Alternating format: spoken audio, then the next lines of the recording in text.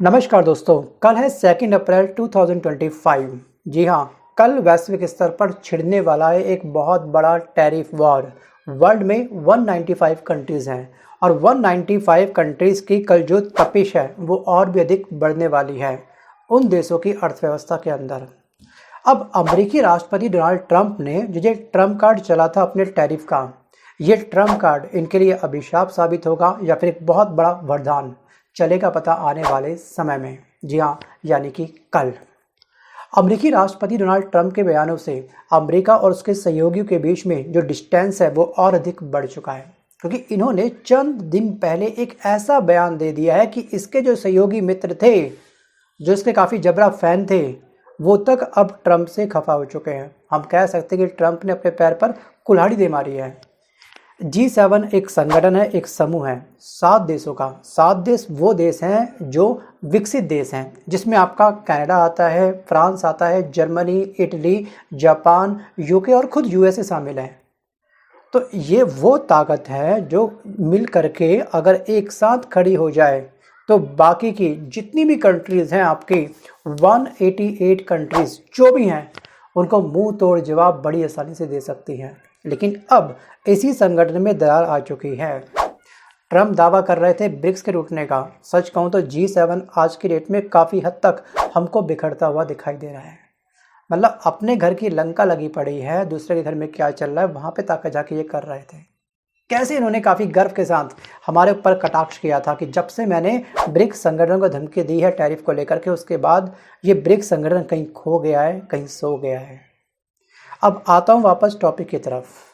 अगर हम यहाँ पे डोनाल्ड ट्रंप की दृष्टि से इस बात को देखें, मतलब कि ट्रंप की दृष्टि से देखें तो समझदार नज़र हमें आए ट्रंप। क्यों? क्योंकि ट्रंप की कहने की ये मजबूरी भी है, क्योंकि यहाँ पर अमेरिका में कोई भी फैक्ट्री नहीं है, इसका हर एक माल मैक्सिमम इंपोर्ट होता है दूसरे देशों से। और अमेरिका की जो बचत है ना 74 साल में सबसे कम है और ग्रोथ रेट मात्र 2.5% है। ऐसा क्यों? ऐसा इसलिए क्योंकि डॉलर पर जो विश्वास है अब अन्य देशों का काफ़ी कम हो चुका है। जितने भी अपने आसपास की जितनी भी कंट्रीज़ हैं वो अपनी लोकल करेंसी के अंदर ही व्यापार कर लेती है। जैसे आपको याद होगा कि यूरोपीय संघ में 27 देश शामिल हैं और जो यूरो मुद्रा है 27 में से 19 देशों की यूरो आधिकारिक मुद्रा है और वो 19 देश उसी करेंसी में व्यापार करती है। और जो यूरो का वर्चस्व है वो लगातार बढ़ रहा है और डॉलर का वर्चस्व थोड़ा कम हो रहा है। इसी को लेकर के आपको याद होगा कुछ समय पहले डोनाल्ड ट्रंप ने निशाना साधा था यूरोपीय संघ के ऊपर। जिस समय जेलेसंकी इनसे मिलने आए थे तो डोनाल्ड ट्रंप के तीखे तेवर, ऊपर से जेलेसंकी सोने पे सुहागा, उनका अलग से एग्रेशन, उसके बाद आपको याद होगा क्या हुआ। यूरोपीय संघ का जो विश्वास है डोनाल्ड ट्रंप को लेकर के अब खत्म हो चुका है। उसके बाद यूरोपीय संघ के तमाम देशों ने मिल करके अपनी एक बैठक करी थी और वो बैठक या तो वॉर को लेकर के थी। वैसे वॉर को लेकर के कंडीशंस में अभी तमाम 27 देश अभी इतने कैपेबल नहीं है, क्योंकि डिफेंस का बजट बहुत ही कम है, इनका सैन्य बल बहुत ही कम है और ख़ास तौर पे परमाणु ऊर्जा केवल फ्रांस के पास है। ध्यान रखिएगा 27 देशों में केवल एकमात्र फ्रांस है जिसके पास परमाणु हथियार है, वो भी नाम मात्र। वीडियो को पॉज करके डिफरेंस ये आप चेक कर लीजिएगा एक बार, कई बार मैं डिस्कस कर चुका हूँ अपने पिछले वीडियो में। अब आता हूँ वापस टॉपिक की तरफ। सो गाइस, कई देश ये सोचने लगे हैं कि अमेरिका पर अब भरोसा नहीं किया जा सकता। इसके खुद के मित्र देश G7 के देश, ट्रंप ने मित्र देशों की अर्थव्यवस्था, उनसे डिफेंस गठजोड़ को प्रभावित करने की धमकी दी है। मतलब कि ट्रंप के टैरिफ सहित अन्य आघातों के असर को कम करने के लिए कुछ देशों ने बातचीत शुरू कर दी है आपस में, बैकएंड में, कि हम अपना व्यापार अपने हिसाब से कर सकते हैं। वे अब अपना रास्ता खुद बनाने की तैयारी कर रहे हैं। अब किस करेंसी में करेंगे, कितने साल तक कौन सी देश की करेंसी का इस्तेमाल करेंगे, वो तो वही जाने। कुछ टाइम बाद ये सब पन्ने भी जो है हमारे सामने खुल जाएंगे। अब कुछ देश तो अपनी सुरक्षा के लिए परमाणु हथियार बनाने तक के विकल्प पर गौर करने लगे हैं। देखिए ना, ईरान जैसे एक देश ने डोनाल्ड ट्रंप को कल धमकी दे दी है। देखिए, जो पेलोड था, ठीक है, उस पर सभी मिसाइलें सेट हो चुकी हैं कि अगर ट्रंप ने वहाँ से वॉर स्टार्ट किया, युद्ध स्टार्ट किया, तो हम भी तैयार हैं यलगार हो कहने के लिए। कल का दिन था ये। और सहयोगियों के खिलाफ कड़े तेवर दिखाने का ताज़ा मामला अभी कुछ समय पहले हमारे सामने आया है। नए लड़ाकू विमान से जुड़ा हुआ ये मामला था, यानी कि 8 देशों की पार्टनरशिप में 5वीं पीढ़ी का लड़ाकू विमान F-35 की मैं बात कर रहा हूँ। F-35 बनाया गया था। ये क्या थी? ये 8 देशों की एक पार्टनरशिप थी। इसमें G7 के तमाम देश शामिल थे, एक देश इसमें और शामिल था, तो एक पार्टनरशिप थी। और ट्रंप ने इसका उत्तराधिकारी एक F-47 डिज़ाइन कर दिया, फाइटर प्लेन पेश कर दिया दुनिया के।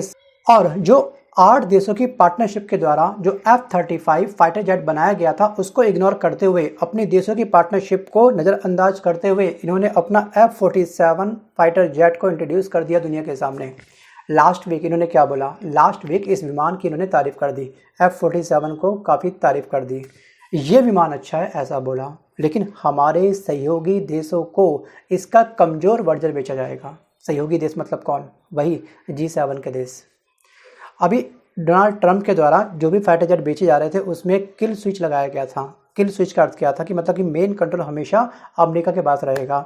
आप अमेरिका से जितने भी बाय करने हैं फाइटर जेट बाय करो, कोई दिक्कत नहीं। लेकिन उसने किल स्विच एक नया फीचर अपने अपने फाइटर जेट में इंस्टॉल करके लोगों को बेचा, देशों को बेचा। और उसका अर्थ क्या होता है? उसका अर्थ ये होता है कि जब चाहे जब मर्जी अमेरिका उन सभी फाइटर जेट को डिसेबल कर सकता है। एक्टिविटी क्या हो जाएगी उसकी? शून्य, ज़ीरो हो सकती है।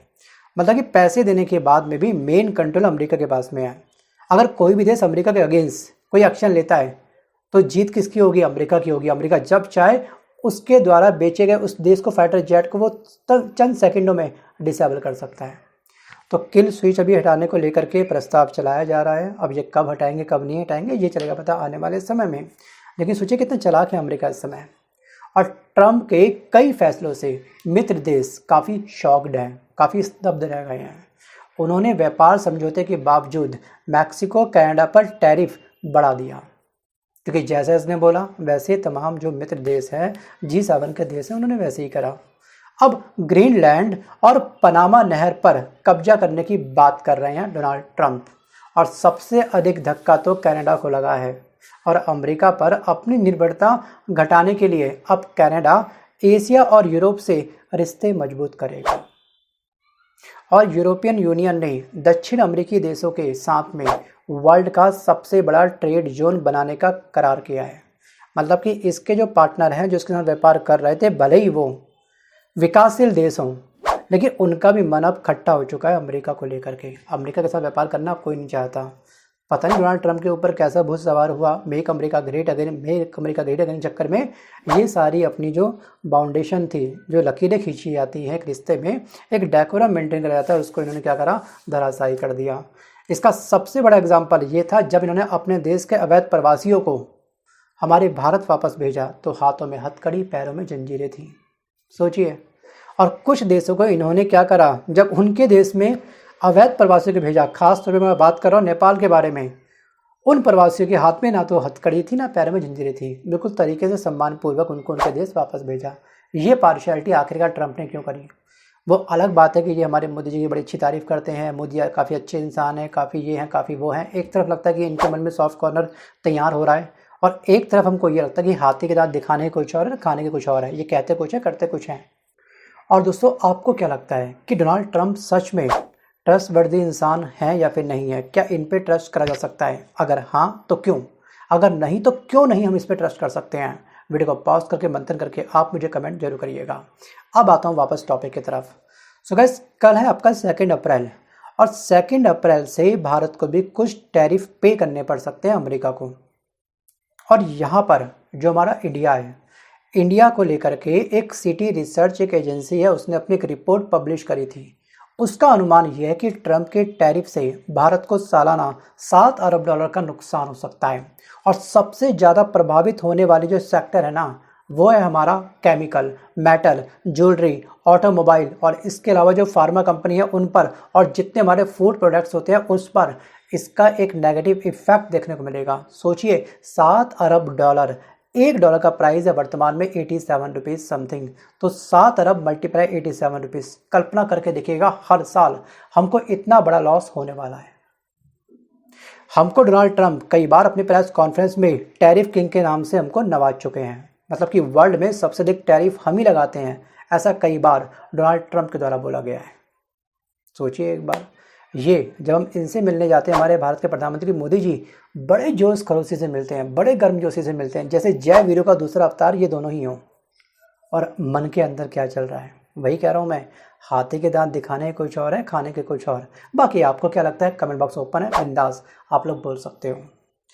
सो गाइस, डोनाल्ड ट्रंप ने अपनी चुनावी रैली के समय जो प्रेस कॉन्फ्रेंस करी थी या फिर जनता के सामने कई बातें, कुछ प्रमुख बातें रखी थी, उसको इन्होंने जब 20 जनवरी को इन्होंने अपनी ओथ ली थी राष्ट्रपति पद की, जब दूसरी बार ये राष्ट्रपति बने अमेरिका के, तब से लगातार ताबड़तोड़ फैसले ले रहे हैं।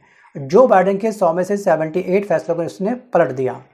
और कई बार इंटरव्यू में डोनाल्ड ट्रंप ने क्या कहा था, अवैध प्रवासियों को देश से निकालने के लिए कदम उठाएंगे, यही कहा था, वही इन्होंने करा। और पैदा होते ही यूएस नागरिकता मिलने का अधिकार ये खत्म करेंगे, इन्होंने अधिकार खत्म भी कर दिया। और कैपिटल हिल्स हिंसा के दोषियों को माफ़ करने के लिए कदम उठाएंगे, वो भी इन्होंने किया था। और नाटो से अलग होने का इन्होंने वादा किया था। फाइनली अब इस पर फाइनल स्टैंप लगने वाली है। और WHO को देने वाला जो अनुदान था, जिसको स्टॉप करना था, उससे कदम पीछे करने थे, ट्रंप ने वो कर दिखाया। और यहाँ पर इसके अलावा बहुत सारे इनके ऐसे ऐसे काम हैं जो लगातार अपने देश को मजबूत करने को लेकर के इनको लग रहा है कि इससे हमारा देश मजबूत होगा, लेकिन कहीं ना कहीं जो हमारे इंटरनेशनल रिलेशन हैं वो काफ़ी ख़राब हो रहे हैं। मैं मानता हूँ कि यहाँ पर बेरोजगारी काफ़ी अधिक बढ़ रही है अमेरिका के अंदर, लेकिन दूसरी तरफ हमको ये भी समझना होगा कि जो अवैध प्रवासियों को इन्होंने अपने अपने देश वापस भेजा है, ये वो लोग थे जो इनके देश के अंदर ग्रुप डी का काम करते थे, साफ़ सफाई, ड्राइविंग, गार्डनिंग, सड़कों की सफाई और जो कंस्ट्रक्शंस होती है उसकी बेलदारी करने वाला काम करते थे।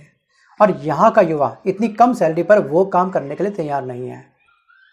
अब सोचिए, क्योंकि उनकी जो मंशा है सैलरी को लेकर के, जो उनकी CTC की डिमांड है वो काफ़ी हाई है, लेकिन जो अवैध लोग वहाँ पे जाते थे काम करने के लिए, मैं मानता हूँ तरीका बहुत बहुत बहुत गलत है, लेकिन डंकी मार करके कोई व्यक्ति अगर दूसरे देश में जा रहा है तो कहीं ना कहीं ये सबसे बड़ा क्वेश्चन मार्क उसके खुद के देश के लिए खड़ा होता है कि अपने देश में रोजगार नहीं है, पढ़ा लिखा युवा भी डंकी मारने पर मजबूर हो रहा है।